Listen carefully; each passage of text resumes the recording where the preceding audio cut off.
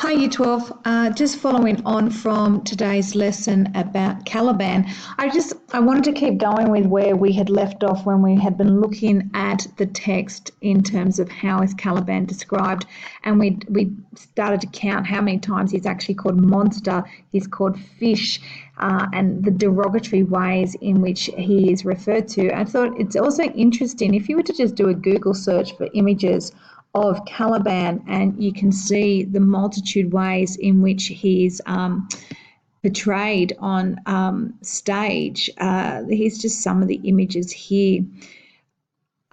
We watched this version here, I think it was, where he's animal-like and fish-like.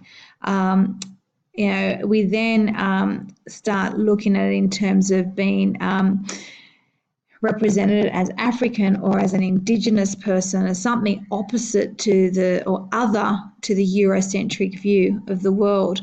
And if you slowly go through here, these ones, you can see the deformity and the idea of, Prospero says he's born of a hag and of a devil, Sycorax and the devil. And so he's this kind of deformed creature is another way of looking at it.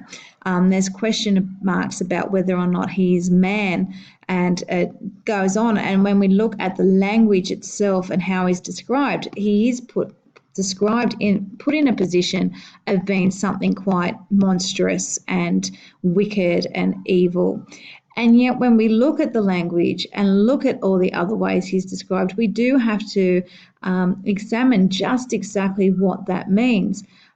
Now, for instance, I think this one here, just here, is interesting because Caliban does say in the text to Stefano and Trinculo, "Thine own forever, and I thy Caliban, for I thy footlicker."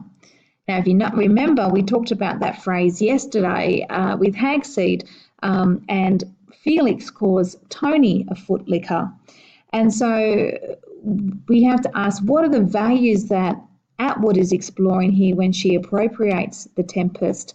Why is she taking these lines from Caliban and giving them to Felix to discuss Tony? What connections is she drawing between Tony and Caliban? Is it the idea that Tony is just as deformed and wicked as Caliban, if that is in fact how we see Caliban? Because if you remember from today's lesson, we were also talking about those beautiful lines of Caliban's when he starts talking to the sounds of the island, and he's saying, "Do not be afeared."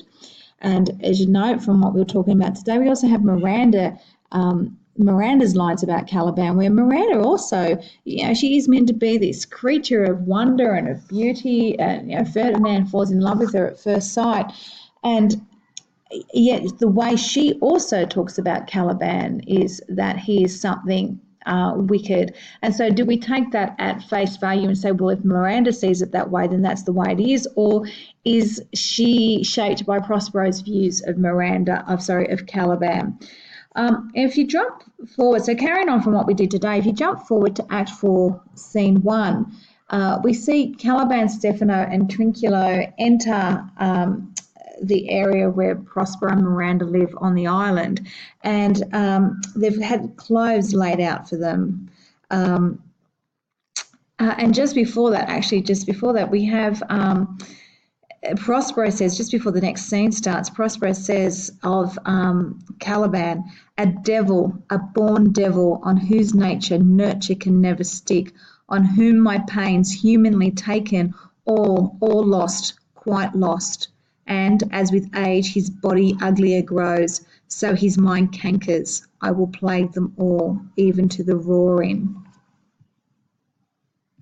I think those lines are interesting because has Prospero dealt with him humanly? He says he's gone to great pains to humanly taken, and all those pains are lost, quite lost, as if Caliban is some kind of lost cause that Prospero has worked hard to look after. But there's ambiguity there because in Act 1, Scene 1, as we know, Prospero calls him a slave and wants to torture him and says, each night he curses him so his body is racked with cramps and aches. Is that humane? It's one of those questions that we have to ask and it's one of those layers of ambiguity in this text which makes us question about how how are the Calibans of this world treated? But they come across the clothes, and that Prospero has deliberately laid out with Ariel to trick Caliban and Stefano and Trinculo. And so we've just had Prospero describe Caliban as a devil, a born devil, on whose nature nurture can never stick.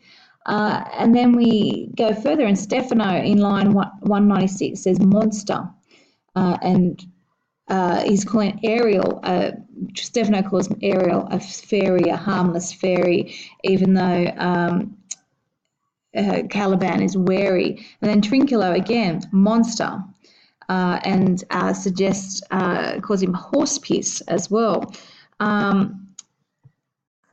And then it goes on, they call him, a couple of lines again, lost monster. And then it goes on again. If you keep reading that scene, Act 4, Scene 1, they keep the whole way through it. And then this is the scene where Caliban says, he is thy footlocker. He says, prithee, my king, be quiet. He's talking to Stefano here. Seest thou here? This is the mouth of the cell. No noise, and enter. Do that good mischief which may make this island thine own forever, and I, thy Caliban, for I, thy footlicker. And it's an interesting line because he's also enslaving himself, or he's putting himself into servitude to Stefano. Is he meant to be a servant? Is he forever doomed to be a servant because he just takes himself from one servitude and places himself in another? And then it keeps going on, and they see the clothing, and they see the wardrobe, and they see what's laid in the trees, and they're struck by it. And Caliban says, let it alone, thou fool, it is but trash. And it's yet another one of those moments that Shakespeare gives us a different perception of Caliban, because Caliban can see that it's falsery, it's just something that it's almost idolatry or selfishness, this want of the clothes, this distraction for something that is quite shallow. And so while Caliban is trying to convince them to not take the garments, they proceed to do it, and they're saying to him, you quiet, monster. And they start calling him monster again, and it keeps moving on and going on. We then move into Act 5, Scene 1. So actually I'm just going to jump forward because that's Ariel and Prospero. Sorry, I'm just going through the text the way we were earlier. Sorry, I've jumped forward to Act 5, Scene 1, page 141 in our text. And Prospero has already started his moment of forgiveness and compassion, and he's forgiven Alonso and Antonio and met with Gonzalo and so on. And they then bring in, Ariel brings in Caliban, Stefano and Trinculo. And as they're coming in, we start to get that language again that we had earlier, where they're being chased in by spirits, by the way, as they come through. And this scene, depending on how you put it on, it can actually be played on to be like the mask of Iris and Ceres and Juno and so forth to Ferdinand and Miranda.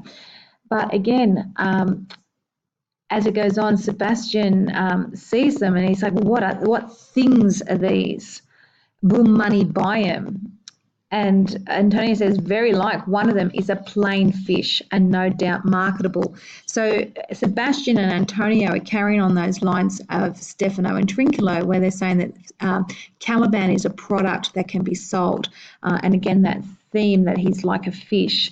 And then Prospero says, mark but the badges of these men, my lords, and say, if they be true, this misshapen knave, his mother was a witch, and one so strong that could control the moon, make flows and ebbs, and deal in her command without her power. These three have robbed me, and this demi-devil, for he is a bastard one, have plotted with them to take my life. Two of these fellows you must know and own. This thing of darkness, I acknowledge mine. And then Caliban says, I shall be pinched to death. And again, so Prospero again is using this language, but we do have that moment where he says, "This thing of darkness, I acknowledge mine," and we're going to come back to that to look at it. But the language there, that hostile language to Caliban, is still there, and it goes on over. If you go on to page 143 of our text. And we have the discussion about the misshapen form of Caliban's body. And Alonso, looking at Caliban, says, "This is as strange a thing as I ever looked on." Prospero says, "He is disproportioned in his manners as in his shape."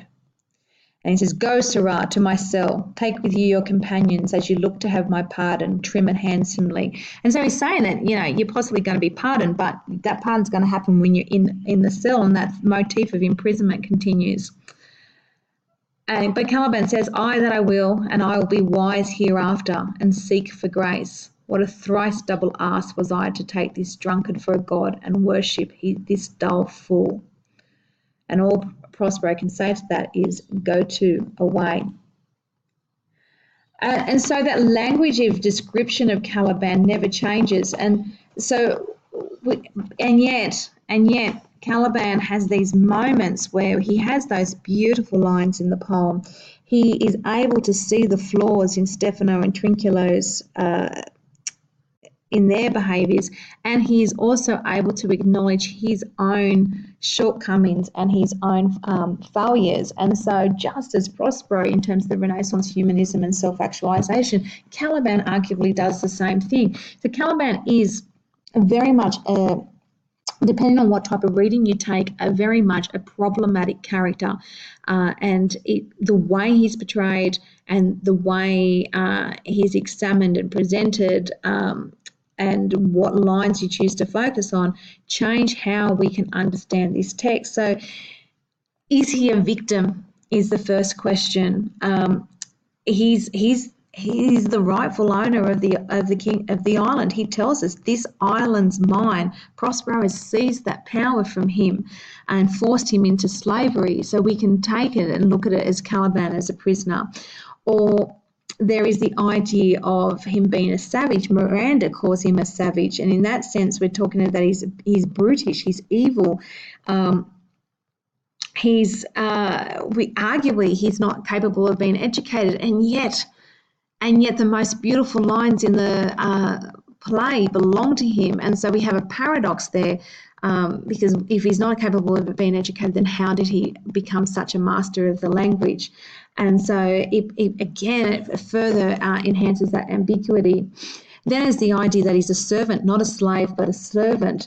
And he puts himself into servitude. He shows Prospero all the wonders of the isle. He gives Prospero the powers of the island by giving him all the secrets of Sycorax.